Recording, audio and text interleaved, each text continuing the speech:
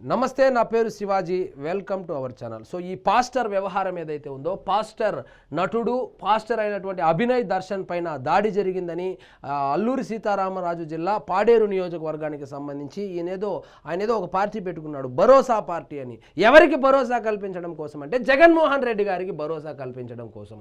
ఏమి భరోసా కల్పించడం అంటే మతం మార్చుకోనో లేకపోతే నిజంగా క్రిస్టియన్స్ ఎవరైతే ఉన్నారో, ఎవరెవరైతే చర్చిలకు ప్రార్థనలకు వస్తారో వాళ్ళందరినీ సంఘటితం చేసి ఏకతాటిపైకి తీసుకొని వచ్చి వాళ్ళందరి చేత వైఎస్ఆర్సీపీ పార్టీకి ఓటు వేయిస్తానని చెప్పేటువంటి భరోసా తీసుకున్నట్టున్నాడు. సో అందులో భాగంగానే ఇప్పుడు ఆయన ఎవరు పట్టించుకోవడం లేదని భరోసా పార్టీ అని పెట్టి ప్రతిరోజు ఆ చర్చిలకు ఆ ప్రార్థనలకు వెళ్ళి ఏదో స్పీచ్లు ఇస్తూ ఉంటాడు. సో ముఖ్యంగా హిందువులను రెచ్చగొడుతూ ఉంటారు. పవన్ కళ్యాణ్ గారిని సెంటర్గా చేసుకొని అటాక్ చేస్తూ ఉంటారనమాట వీళ్ళు. సో కనీసం పవన్ కళ్యాణ్ గారు దేకను కూడా దేకలేదు. కనీసం పవన్ కళ్యాణ్ అభిమానులు కూడా ఈ భరోసా పార్టీ అని నిన్నటి వరకు సగం మందికి తెలియదు. ఆంధ్రప్రదేశ్లో సగం కాదు, ఒక 99.99%కి అసలు భరోసా పార్టీ అంటే ఏమిటి, దానికి అధ్యక్షుడు ఎవరు, ఎప్పుడు పెట్టారు, ఎందుకు పెట్టారని ఎవరికి తెలియదు. ఇలా తెలియకపోవడంతో ఒక్కసారిగా ఒక కథా స్క్రీన్ ప్లే దర్శకత్వం వహించినటువంటి ఈ అభినయ్ దర్శన్ ఎవరైతే ఉన్నాడో ఒక సినిమా తీశాడు. ఆయన మీద దాడి జరుగుతూ ఉన్నట్లు, ఈ దాడిని ఎవరో ఎమ్మెల్యే చేపించినట్లు, ఎవరో అంటే ఎమ్మెల్యే పేరు చెప్పలేదు, ఎవరో ఎమ్మెల్యే చేపించినట్లు.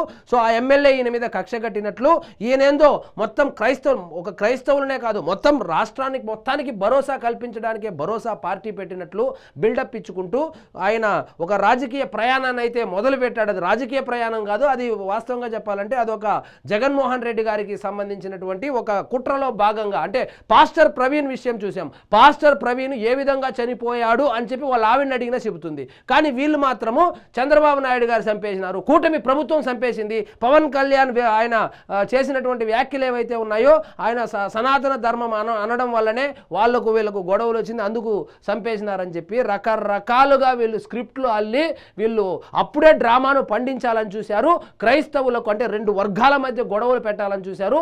ఒక వర్గాన్ని కూటమి పార్టీలకు దూరం చేయాలనేటువంటి వాళ్ళు ఎత్తుగడలు వేశారు. అవి ఫలించకపోవడంతో ఇప్పుడు కొత్త డ్రామాను తెర మీదకు తీసుకొచ్చారు. దాని పేరే భరోసా. ఈ భరోసా పార్టీకి సంబంధించి ఈ అభినవ్ దర్శన్ అనే ఆయన, నేను వస్తూ ఉంటాను, మీరు వచ్చి నా మీద అటాక్ చేయండి, అటాక్ చేస్తే ఆ వీడియోలు ఆ ఫోటోలు మొత్తం సోషల్ మీడియాలో వైరల్ చేద్దామని చెప్పి పక్కా ప్రణాళికతో వెళ్తే ఆంధ్రప్రదేశ్ పోలీసులు గమ్మునుంటారా?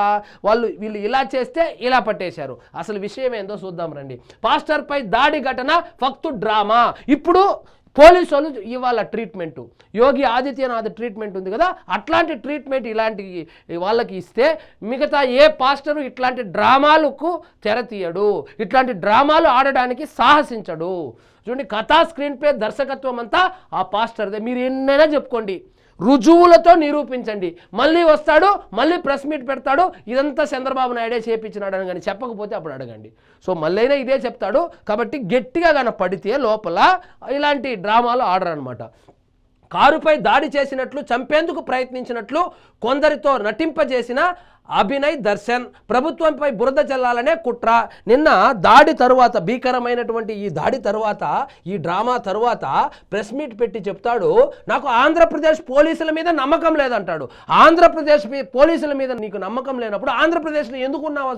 అసలు నిన్ను ఎవరు ఉండమన్నారు? నిన్ను ఎవరు పార్టీ పెట్టమన్నారు? నిన్ను ఎవరు వెళ్ళి అక్కడ పోయి సభలు సమావేశాలు నిర్వహించమన్నారు? అసలు ఏ జనాలు నిన్ను రమ్మని వాళ్ళు కష్టాలు తీర్చమని చెప్పారు? నీకు పని లేక ఏదో వేరే ట్రాప్లో పడి ఎవరికో లబ్ధి చేయడం కోసం నువ్వు పార్టీ పెట్టుకుని పోలీసు వాళ్ళని అంటే ఎట్లా? ఇక చూడండి, కడపకు చెందిన, అంటే కడప వినండి బాగా, కడపకు చెందిన పాస్టర్ అంటే ఎవరు పార్టీ పెట్టించారు, ఎందుకు పార్టీ పెట్టించారో ఈ రెండు లైన్లు చదివితేనే తెలిసిపోతుంది. కడపకు చెందిన పాస్టర్ నటుడు అభినయ్ దర్శన్ పై అల్లూరి సీతారామరాజు జిల్లా జీకే వీధి మండల పరిధిలో దాడి, హత్యాయత్నం. ఇది కామెడీ, మళ్ళీ దాడి కూడా కాదంట, హత్యాయత్నం అంట. ఎవరికి అవసరం ఉంటుంది? అసలు నీ మీద దాడి చేస్తే ఏమైనా 10 పైసలు లాభం ఉందా? లేదు. మరి ఎందుకు చేస్తారు? టైము, లెక్క రెండు బొక్క వ్యవహారాలు నీతో పెట్టుకుంటే. అలాంటిది ఎవరు చేస్తారు? అందుకని నువ్వే చేపించుకున్నావు. జీకే వీధి మండల పరిధిలో దాడి, హత్యాయత్నం జరిగాయని ప్రచారం అంతా కట్టుకథేనని పోలీసులు దర్యాప్తులో వెల్లడైంది. దీని వెనుక కథ, స్క్రీన్ ప్లే దర్శకత్వం అంతా ఆయనదేనని నిగ్గు తేలింది. తన కారుపై దాడి చేసినట్లు, తనను చంపేందుకు ప్రయత్నించినట్లు, పెద్ద పెద్ద మాటలు దాడి చేసినారు, చంపేందుకు ఎవరికి అవసరం ఉంటుంది? తన కారుపై దాడి చేసినట్లు, తనను చంపేందుకు ప్రయత్నించినట్లు కొందరు వ్యక్తులతో అభినయ్ దర్శన్ నటింపజేసి ఆ దృశ్యాల్ని చిత్రీకరించారు. వాటిని ఇన్స్టాగ్రామ్, ఫేస్బుక్, యూట్యూబ్లలో తదితర సామాజిక మాధ్యాల్లో వ్యాప్తి చేసింది వీళ్ళు కాదు. మీరు కన్ఫ్యూజ్ అవుతా ఉన్నారు. వ్యాప్తి చేసింది వైఎస్ఆర్సీపీ వాళ్ళు. ఈ మొత్తం విషయాన్ని ఓన్ చేసుకుని, అంటే కాసుకోని ఉంటారనమాట. వాళ్ళకి పని లేదు కాబట్టి, జగన్మోహన్ రెడ్డి గారు ఎలాగూ 11 సీట్లు గెలిచిన తర్వాత మకాం బెంగళూరుకు మార్చేశాడు కాబట్టి పని పాట లేకుండా ఇట్లాంటివన్నీ వైరల్ చేస్తూ ఉంటారు. సో మొత్తానికి ఇది డ్రామా అని తెలిసిపోయింది. దాన్ని సామాజిక మాధ్యమాల్లో వ్యాప్తి చేసిన ఎవరూ నమ్మలేదు. కానీ పోలీసులు అప్రమత్తమై సో ఈ పాస్టర్పై జరిగినటువంటి దాడి ఏదైతే ఉందో అది పక్కా కట్టుకథ, అది ఒక ఫాల్తు న్యూస్ అని చెప్పి క్లియర్గా చెప్పేశారు. భరోసా పార్టీ అధ్యక్షుడిగా చెప్పుకునే పాస్టర్ అభినయ్ దర్శన్ కొన్నాళ్ళుగా వీళ్ళకు అల్లూరి సీతారామరాజు జిల్లా ఈ పాడేరు, ఈ ఏజెన్సీ ప్రాంతాలు మాత్రమే ఎందుకు టార్గెట్ చేస్తారంటే మత మార్పిడులు చేయడం అక్కడ చాలా సులభంగా ఉంటుంది. వాళ్ళు కొంచెము అమాయకులు కాబట్టి వాళ్ళని ట్రాప్ చేసి వాళ్ళకి ఏదో నయానా భయానా లేకపోతే బహుమతులు ఇచ్చో లేకపోతే మాయమాటలు చెప్పో ఈజీగా మతం మార్చొచ్చు కాబట్టి ఏజెన్సీ ప్రాంతాలను మాత్రమే వీళ్ళు టార్గెట్ చేస్తారు. అట్లాంటి ముఠాలో ఈ భరోసా పార్టీ కూడా అలాంటిది అనుకుంటా. భరోసా పార్టీ అన్నకన్నా దీనికి ఇంకొక పేరు పెట్టచ్చు, మళ్ళీ ఇంకేదైనా ఫీల్ అవుతాడు. తాను గిరిజనుల సమస్యలు తెలుసుకొని వాటిని పరిష్కరించాలని అది ఓర్వలేక కొందరు ఆయన మీద వాట్సాప్ కాల్ చేసి తనను చంపేస్తామని, వాట్సాప్ కాల్ అంట, అది రికార్డు దొరకదు కాబట్టి వాట్సాప్ కాల్ అంట. రికార్డు తీసి చూపించచ్చు కదా, చూపించడు. ఎందుకంటే అసలు ఈయనకి ఒక పార్టీ ఉందని, ఈయన ఒక మనిషి ఉన్నాడని ఎవరికి తెలియకపోవడంతో ఏమి చేయాలో తెలియకుండా డ్రామా మొదలు పెట్టాడు, ఆడాడు, ఇలా దొరికిపోయాడు, అడ్డంగా దొరికిపోయాడు. సో ఇప్పుడు నిజంగా ఎవరైనా దాడి చేస్తే కూడా ఇది పులి గిలి కథ అవుతుంది. రేపు పొద్దున ఎవరైనా నిజంగా కూడా దాడి చేసే అవకాశాలు ఉంది. ఎందుకంటే ఇది నోరు మంచిది కాదు. 24 గంటలు హిందువుల మనోభావాలతో ఆడుకునేటట్లు మాట్లాడుతూ ఉంటాడు. ఖచ్చితంగా దాడి చేసినా కూడా ఇంక ఎవరు నమ్మరు.